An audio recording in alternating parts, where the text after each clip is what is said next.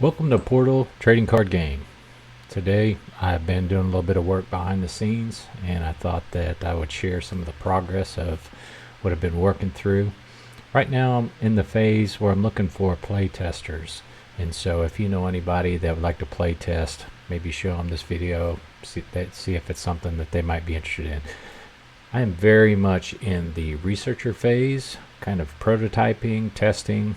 I'd like to make a really good game. That might be a bridge too far, but that's what I'm going to try to do here. So I thought what I'd do is walk around the board, show you some of what I think the basic mechanics of the game might look like, what I've kind of kludged together so far, and then you can see if it's something that you or somebody you know would be interested in working with, and maybe in the future you would play the game. So start it out. It is a what you might call your standard kind of battle game between two players who have built up some kind of a preset decks, right? And so in this case, we'll zoom in here.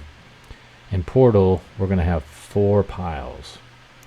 And so the first pile is your academy, second pile is your barracks, the third pile is your church, and the fourth pile is your depot.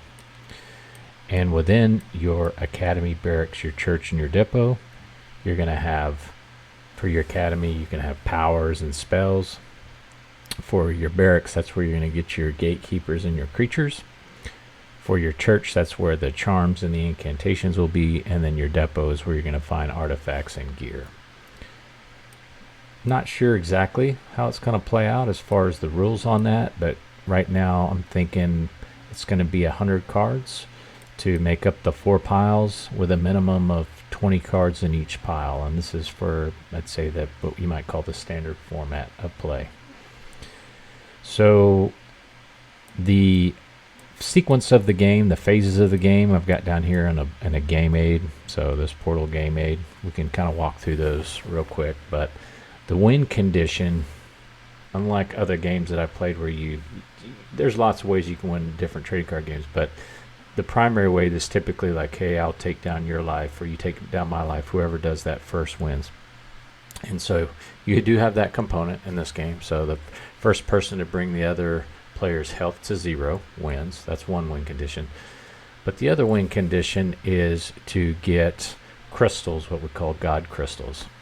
And the way that you get your God crystal is by trading the crystals that you have. You have to either trade 10 of any kind of crystal or 8 different crystals. So there's 8 colors total that represent the 8 different realms that is in Portal Trading Card Game. So you can either trade 8 different ones or 10 crystals total to get a God crystal. And again, we're still in the prototype phase, so how exactly these rules manifest and play out will depend over time. But if you can get, so in this case, if you want to play a short game, maybe you would play to 30 health, and you would play who can get the first 2 of 3 crystals. So if you look on the board here, I'll zoom in. You've got these 3 God crystals that are in the center of the board. So it's kind of a race to get those, or it's a race to knock down the health of your opponent, depending on, when you set up the game, how many points that you wanted to play to. So a fast game might be 20 health and 2 crystals. A longer game would be 30 health and 3 crystals, and etc., etc. Other than that, the layout of the board at the bottom here is where you have your resources. So you have your white crystal, red, orange, yellow, green, blue, violet, black, and then you've got your tracker for your God crystals over here to the right. Above that you have your home. Your home is where cards go when they're removed from play, like if they're destroyed or something like that. And then you have your exile zone over here to the left. And obviously if a card is exiled, then that's where it would go, down to the left here. So that's kind of the layout of the board. As far as your turn structure, going back over here on your game aid, you win by either getting the majority of the God crystals, or by taking the health down to 0 for your opponent. For your game setup, you're going to build out your 4 draw piles. You're going to have 100 cards total, a minimum of 20 cards in each pile, and you're going to have a maximum of 5 copies of each card in your piles. And then the starting player will draw 2 cards from each of the remaining piles. So you're going to start with 2 of your gatekeepers in your hand, and then you'll draw 2 cards from your barracks, 2 cards from your church, and 2 cards from your depot. So you're going to start with 8 cards. And then the players that are not starting, they are going to have their 2 gatekeepers in their hand, and they're going to draw 6 cards as well from the other 3 piles. And then for your turn phase, you'll have your exchange phase. This is the opportunity to exchange crystal that you have for God crystal. Then you'll have your resource phase, which is where you're going to untip your cards, and then you'll remove all tax tokens on your draw piles at the beginning of your resource phase. This is important because there are 4 piles. These piles are smaller in number, and so one of the ways to try to incentivize pulling from different piles is to create a tax. And so what I mean by that is that at the first time you draw a card from a pile, it doesn't cost anything, but then you're going to put some kind of a tax counter on top of the pile. And then if you decide to draw from that pile again, then you'll have to pay a resource, a crystal, from your crystal pool. And then if you draw from it again, then you're going to pay that resource, and then you're going to put your next tax token on there. So what it does is that it incentivizes pulling from different piles, and it forces you to create your decks creatively to be able to come back to the same pile, and prevents, the idea is this disincentivizes spamming or going back to the same pile over and over again, especially with smaller piles like 20 to 25 cards. Okay, so going back to the sequence. So after you do your resource phase, then you're going to have a choice. And this is where another differentiator I think that's in this game is that you can either draw 2 cards and increase crystal growth by 1, or you can draw 1 card and increase 2 crystal growth by 1, or 1 crystal growth by 2. Okay, so basically what that means is you're either going to increase the rate at which you're growing your crystal down here at the bottom, or you're going to increase the number of cards you draw. So if I decided to draw 2 cards, I would go up 1 growth, and so that means that this turn, white crystal here would give me 1 white crystal into my crystal pool. And crystals don't go away unless you use them to play cards, or if somebody takes them from you, which we'll talk about here in a second. So I can either draw 2 cards and gain 1 crystal growth, or I can draw 1 card and gain 2 crystal growth. So in this case, if I chose white and red, and you get to choose which color. And so of course, depending on which colors that you put into your piles, that's going to determine probably, or what cards you have in your hand when you drew up those first cards, then you can determine which crystal that you want to grow. I call it seeding. Like you're seeding the crystal, it grows like a plant over time. All right. So after you choose your resource and which crystal, if you want to draw 2 cards or draw 1 card and increase your growth, then you're going to draw and you'll pay your drawing tax. The drawing tax goes away at the beginning of your turn, so before you come back. So it clears out after a full round. And so basically it's just trying to keep you from going back to that same pile during the same round, but it clears out at the beginning of the next round. So the first time you draw from a pile, it doesn't cost you anything to draw from that pile. So then you'll draw your cards. You'll generate crystal based on the number of growths. So if I had 1 white growth here, then I would pull back and I would get 1 white crystal from my white crystal bag back here. And I would get 1 red crystal in this case if I had 1 white and 1 red. And so I obviously, or as you can probably tell over time, as you growing up your different crystal growths, then you're going to be able to pull more and more crystal to your crystal pool.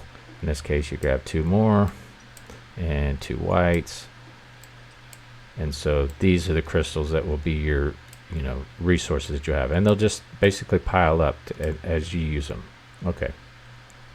Then the next phase here is the pre-hunt phase. So you can play any of your we call them, there's powers and spells. Spells are slow. You can only play spells on your turn. Powers you can play on any turn. Or you can play permanent cards. And you can only play permanent cards on your turn. Then you'll go into the hunt phase. And so there are two offensive phases here in Portal. The first is the hunt phase. And in the hunt phase, you can think about that as like you're sending out spies, or you're sending out agents to pillage and steal and spy and look around. And so what you're trying to do during the hunt phase is you're trying to use your creatures or your assets to go over and steal your opponent's crystals. And the crystals are the resources that you need to both play your cards, and they're the resources that you need to win the game through God crystals, if that's the avenue that you go. If you decide you're not going to try to take down the opponent's life, but you're going to try to race to get the most God crystal. The reason that you're racing to get God crystal as far as lore goes is because the God crystal is what controls the portals themselves, and the portals are what you're recruiting your creatures and your powers and spells and stuff from your academy, your barracks, your church, and your depot. So if you can control the God crystals, then you can control the portal, and you can shut down the opponent by being able to control the portals of the different colors. After the hunt phase, which is where you're stealing the crystal, then and you typically, when you're using creatures or whatnot during the hunt phase, you're going to be tipping them, so that's showing that you're using them up. After the hunt phase, you'll have the post-hunt phase. Again, you can play your spells and your powers, or constant cards, or your permanent cards. And then you'll go into the hunt phase, and the attack phase. And during the attack phase, that's when you're trying to do damage to the opponent. But if you've already used your creatures or whatever during the hunt phase, then obviously those will not be available to you. So there's this. The idea is that I'm trying to build something that creates choices to where you can tailor deck to be able to optimize different opportunities, both for either drawing cards or gaining crystal growth, or using creatures to hunt to get more crystals, or using creatures to attack.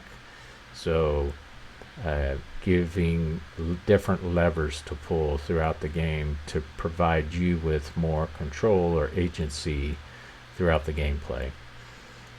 There is randomness, so there would absolutely be luck involved in the game, but I think what you'll start to see is that you're able to have more agency, but not so much that it feels like a complete chess game. So a little bit further down the agency path and control of just skill, I guess, is the word that I'm looking for, but also not giving up completely the opportunities for a chance and stand-up moments. Okay, that's the goal anyways. Then after the attack phase, you'll have your post-attack phase and then your end phase. And I think these are pretty common to a lot of trading card games. So let's look at maybe, see if we can look at a creature card here. Because the creature card, that's a Gatekeeper. Okay, pull out some creature cards. Here's a creature card.